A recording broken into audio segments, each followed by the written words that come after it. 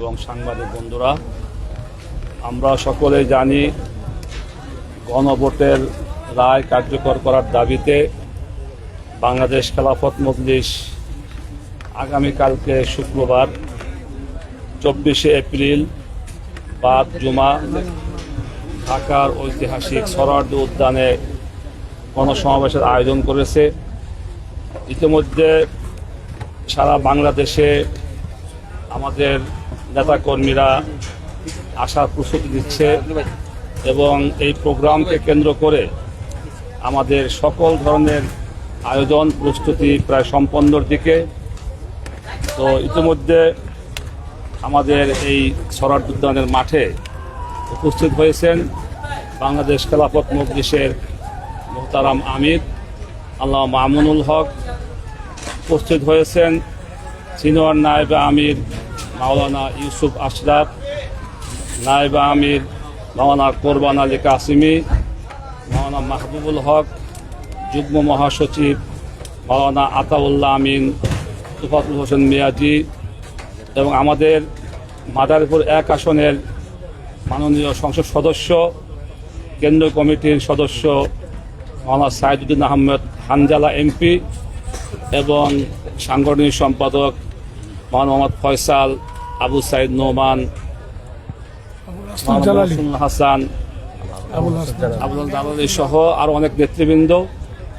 তো এই মুহূর্তে আমাদের মোহতারাম আমিরে মজলিস দেশবাসী এবং আমাদের সংগঠনের নেতাকর্মীদের প্রতি আহ্বান রেখে বক্তব্য রাখবেন মোহতারাম আমিরে মজলিস আল্লামা মামুনুল হক। আসসালামু আলাইকুম ওয়া রাহমাতুল্লাহ। আলহামদুলিল্লাহ ওয়া কাফা ওয়া সালামুন আলা ইবাদিহিল্লাযিনা ইসতাফা, আম্মা বা'দ। সম্মানিত দেশবাসী, আমরা সকলেই জানি অনেক ত্যাগ, কোরবানি, অনেক জীবনের বিনিময়, অনেক রক্তের নজরানা, অনেক শাহাদাতের সিঁড়ি বেয়ে 2024-এর 5ই আগস্ট 36শে জুলাই বাংলাদেশে ঐতিহাসিক গণ অভ্যুত্থান সংগঠিত হয়েছে। বাংলাদেশের ক্ষমতার মসনদ থেকে ভিনদেশি চর ফ্যাসিবাদী শক্তি উৎখাত হয়েছে এবং বাংলাদেশের মানুষ 1971-এর মহান মুক্তিযুদ্ধের পর আবার 2024 সালে নতুন আরেকটি ঐতিহাসিক বিজয় অর্জন করেছে আধিপত্যবাদী শক্তির বিরুদ্ধে। 2024-এর এই গণ অভ্যুত্থানের পর বাংলাদেশের মানুষের যে আকাঙ্ক্ষা ছিল সেটা হলো আগামীর দিনে বাংলাদেশ, এটা হবে জনগণের ইচ্ছা এবং অভিপ্রায় পূরণের বাংলাদেশ।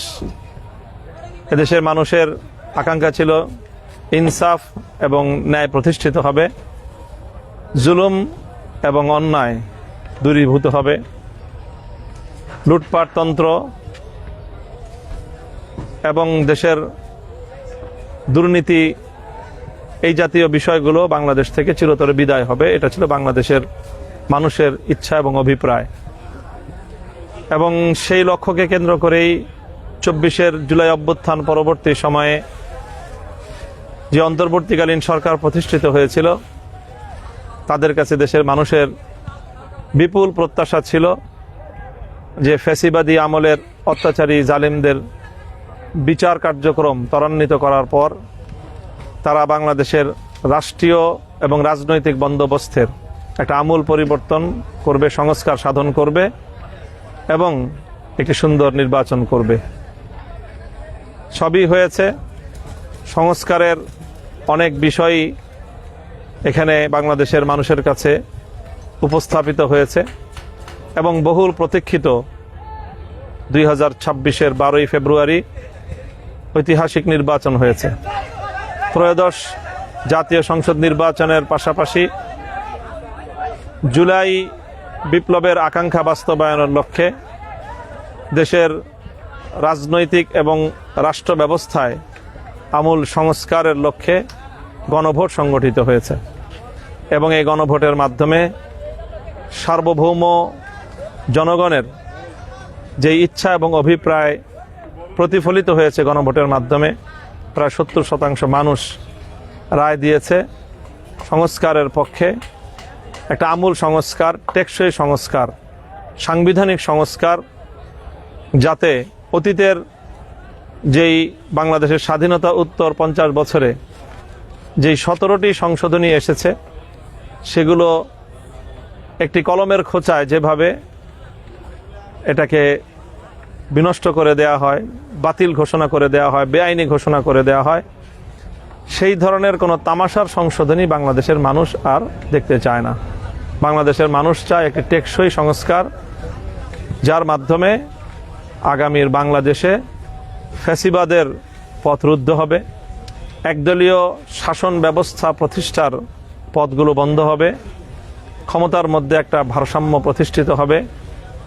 বিসমিল্লাহির রহমানির রহিম সহ আল্লাহর উপর অবিচল আস্থা এবং বিশ্বাস এবং রাষ্ট্রধর্ম ইসলাম, এই জাতীয় বিষয়গুলো যেগুলো বাংলাদেশের অধিকাংশ মানুষের, প্রায় 90% মানুষের প্রতিনিধিত্ব করে থাকে, তাদের ধর্মীয় চিন্তা চেতনা এবং এদেশের মানুষের আবহমান কালের সাংস্কৃতিক ঐতিহ্যের, এই বিষয়গুলো শুধুমাত্র সংশোধনের মাধ্যমে নয়, বরং সংবিধানের মূল নীতির পর্যায়ে এগুলোকে বাস্তবায়নের একটা অভিপ্রায় নিয়েই এই সংস্কার প্রস্তাবনা ছিল।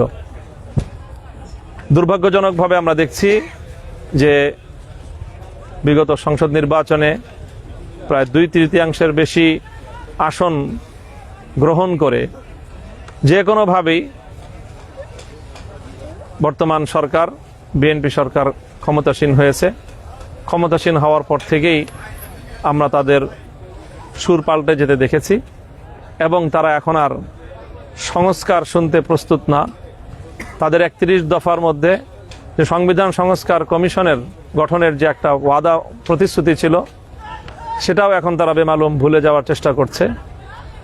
এখন তারা শুধুমাত্র তাদের দলীয় এজেন্ডা বাস্তবায়নের মানুষের কাছে গালগল্প শোনাচ্ছে।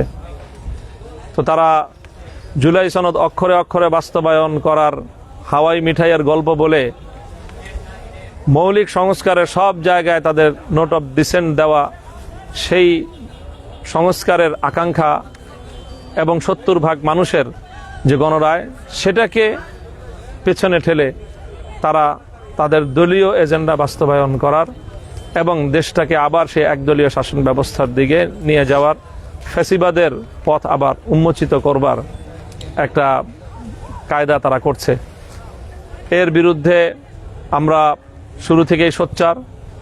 আমরা সংবিধানের সংস্কারের দাবিতে নির্বাচনের আগে যেভাবে আমরা সোচ্চার ছিলাম, জুলাই সনদ বাস্তবায়নের দাবি নিয়ে আমরা মাঠে আন্দোলনে নেমেছিলাম। সেই আন্দোলন থেকেই পর্যায়ক্রমে আমরা নির্বাচনী অ্যালায়েন্স গঠন করেছি, নির্বাচন করেছি, সংসদে প্রতিনিধিত্ব করছি এবং বাংলাদেশের মানুষের অধিকার আদায়ের জন্য সংসদের পাশাপাশি আমরা রাজপথেও আমাদের ভূমিকা এবং আমাদের সোচ্চার সরব অবস্থান আমরা বহাল রেখেছি। তারই ধারাবাহিকতায় আগামীকাল 24শে এপ্রিল বাংলাদেশ খেলাফত মজলিসের পক্ষ থেকে গণভোটের রায় কার্যকর করার দাবিতে ঐতিহাসিক সোহরাওয়ার্দী উদ্যানে গণসমাবেশের ডাক দেওয়া হয়েছে।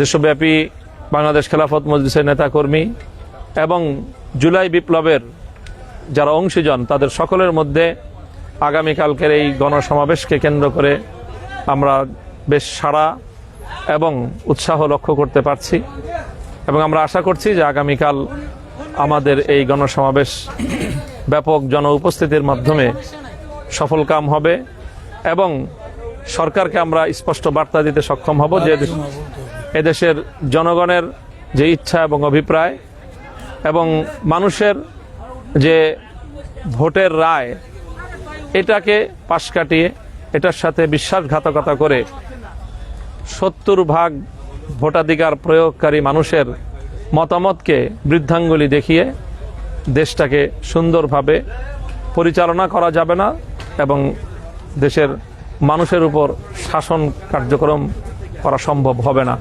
আমরা আশা করি যে সরকার এই বিষয়গুলো অনুধাবন করতে পারবে।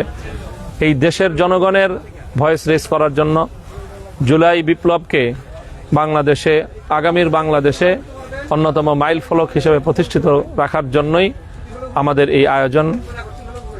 তো আমরা আশা করছি, আমরা এখন এসেছি বাংলাদেশ খেলাফত মজলিসের কেন্দ্রীয় নেতৃবৃন্দের একটি দল সহ আমাদের সমাবেশের প্রস্তুতিমূলক কার্যক্রম এটা পরিদর্শন করতে। তো আলহামদুলিল্লাহ আমাদের প্রস্তুতি প্রায় সম্পন্নের পথে। আমরা আশা করছি যে আগামীকাল বাদ জুমা আমাদের যে ঐতিহাসিক গণসমাবেশ অনুষ্ঠিত হতে যাচ্ছে, এটা ইনশাআল্লাহ ব্যাপক জনসমাগমের মাধ্যমে রাষ্ট্র এবং সরকারকে বার্তা পৌঁছে দিবে যে জনগণের রায় নিয়ে ছিনিমিনি খেলার পরিণাম ভালো হওয়ার কথা নয়। আগামীকালকে কি আপনাদের 11 দলীয় জোটের শীর্ষ নেতারা কি এখানে উপস্থিত থাকবেন কিনা? হ্যাঁ, আমরা দেশের সকল, বিশেষ করে বিরোধী দলীয় রাজনৈতিক শীর্ষ নেতৃবৃন্দকে আমরা দাওয়াত দিয়েছি, তারা আমন্ত্রিত আছেন। আশা করছি সংসদের বিরোধী দলীয় নেতা সহ 11 দলীয় সকল এই শীর্ষ নেতৃবৃন্দ আগামীকালকের সমাবেশে উপস্থিত হবেন। এর বাইরেও অন্যান্য রাজনৈতিক সংগঠন, ইসলামী রাজনৈতিক সংগঠনগুলোকেও আমরা আহ্বান জানিয়েছি। বিভিন্ন পেশাজীবী এবং বুদ্ধিজীবী মহল, সাংবাদিক, লেখক, কলামিস্ট এবং দেশের সুশীল সমাজের চিন্তাশীল নাগরিকবৃন্দ অনেককেই আমরা আগামীকালকের সমাবেশে আহ্বান জানিয়েছি। বিশেষ করে জুলাই যোদ্ধা এবং জুলাই শহীদ পরিবারের সদস্যবৃন্দ, শাপলার শহীদ পরিবারের সদস্যবৃন্দ সকলেই আগামীকালকের এই গণসমাবেশে সম্মিলিত হবে এবং এখান থেকে এই গণভোট পরবর্তী সর্বপ্রথম একটি বড় ধরনের গণসমাবেশের মাধ্যমে আমরা সরকারকে আমাদের ঐক্যবদ্ধ বার্তা আমরা পৌঁছে দিতে সক্ষম হব বলে আমরা আশা করতেছি। কালকে সারা বাংলাদেশ থেকে নাকি শুধু ঢাকা মহানগর থেকে নেতাকর্মী থাকবে? মূলত ঢাকা এবং ঢাকার আশপাশ থেকেই প্রধানত আমাদের এখানে সমাগমের প্রস্তুতি। তবে উৎসুক জনতা দেশের বিভিন্ন অঞ্চল থেকেও তারা আমাদের আগামীকালকের সমাবেশে আসছেন, এরকম সংবাদ আমাদের কাছে আছে। আমরা আশা করছি লক্ষাধিক জনতার সমাবেশ আগামীকালকে এখানে হবে ইনশাআল্লাহ। আইন শৃঙ্খলা রক্ষাকারী বাহিনীর মানে কেমন দেখছেন, মানে তাদের অবস্থানটা? না, আমরা সকলের সাথেই যোগাযোগের মাধ্যমে আইন শৃঙ্খলা রক্ষাকারী বাহিনী আমাদেরকে সহযোগিতামূলক কার্যক্রম পরিচালনা করছে, তারা সহযোগিতা করছে। আমরা ডিএমপির অনুমোদন নিয়ে, তাদের সহযোগিতা নিয়েই আমরা আমাদের কার্যক্রম পরিচালনা করছি। আপনাদের সকলকে ধন্যবাদ এবং ইনশাআল্লাহ দেশের যারা যেখান থেকে আমাদেরকে দেখছেন এবং শুনছেন, আপনাদের সকলের প্রতি আমাদের আহ্বান যে আপনারা দোয়া করবেন। বিশেষ করে আমাদের ঘরগুলোতে নারী সদস্য যারা রয়েছেন, মা বোনেরা যারা রয়েছেন, তারা আমাদের আগামীকালকের গণসমাবেশের সাফল্য কামনা করে দোয়া করবেন এবং সারা দেশের নেতাকর্মী যারা আছেন, আপনাদের যাদের এখানে আসার প্রস্তুতি রয়েছে, আপনারা যথাসময়ে এখানে উপস্থিত হবেন এবং জুমার পরপরই আমাদের এই সমাবেশের কার্যক্রম শুরু হবে। আমাদের কার্যক্রম কিন্তু খুব বেশি দীর্ঘায়িত হবে না। আমরা সালাতুল আসরের আগেই আমাদের সমাবেশের কার্যক্রম সম্পন্ন করব, সমাপ্ত করবো ইনশাআল্লাহ।